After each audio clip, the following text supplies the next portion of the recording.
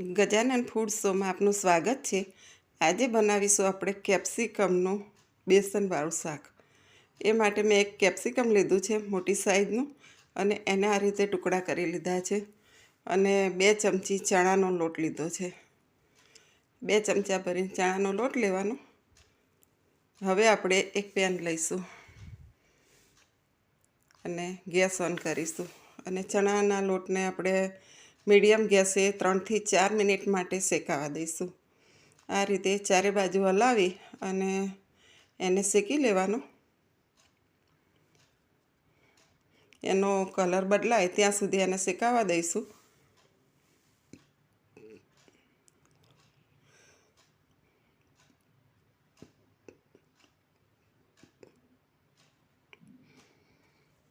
આ રીતે ચારે બાજુ હલાવી અને ચણાના લોટને આપણે શેકી લઈશું।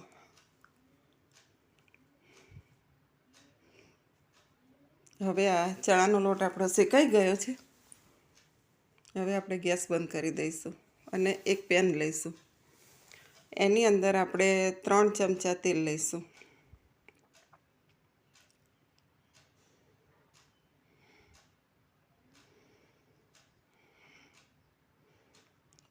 ત્રણ ચમચા તેલ લીધું છે, એમાં આપણે અડધી ચમચી જીરું લઈશું અને જીરુંને ચટકવા દઈશું। હવે જે આપણે કેપ્સિકમ સમારીને રાખ્યા છે એ અંદર એડ કરીશું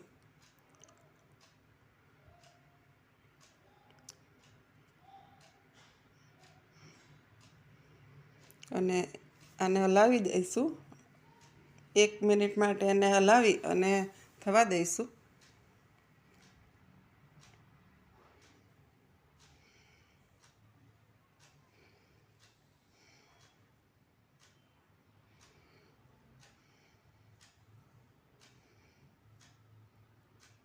એક મિનિટ માટે એને સાંતળી લેવાના તેલમાં।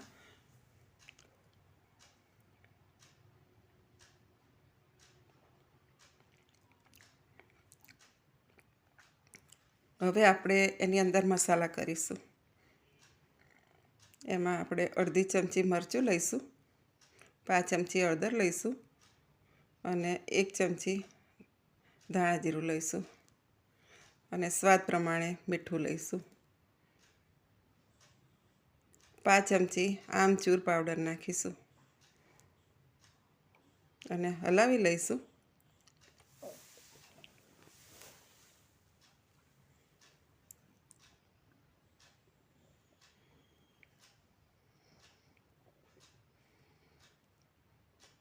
અને મસાલાને પણ થોડા સંતળાવા દઈશું। હવે આપણે જે ચણાનો લોટ શેકીને રાખ્યો છે એ અંદર એડ કરીશું।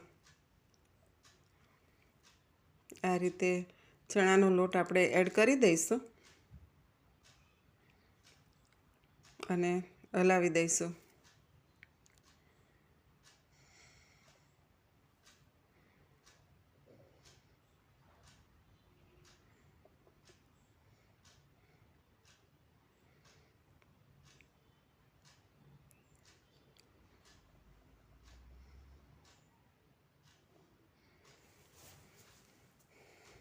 હવે આપણે એક ઢાંકણ ઢાંકી અને એને 2 મિનિટ માટે થવા દઈશું।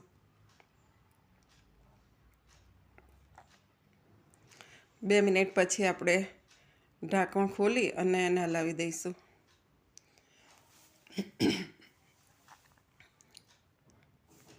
હવે આપણું કેપ્સિકમનું શાક તૈયાર થઈ ગયું છે। હવે આપણે 5 ચમચી ગરમ મસાલો નાખીશું અને હલાવી દઈશું।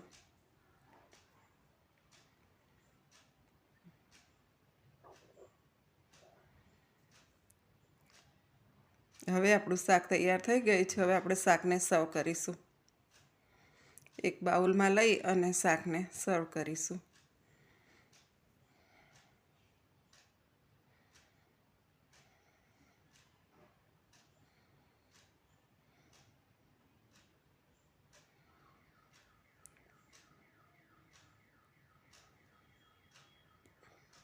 આ શાક બહુ જ ટેસ્ટી લાગે છે। તો તૈયાર છે આપણું કેપ્સિકમનું ચણાના લોટવાળું શાક. મિત્રો, મારી આ રેસીપી તમને ગમી હોય તો વિડીયોને લાઈક કરજો, શેર કરજો, ચેનલને સબસ્ક્રાઈબ કરજો. હવે મળીશું એક નવા વિડીયો સાથે. ત્યાં સુધી આવજો.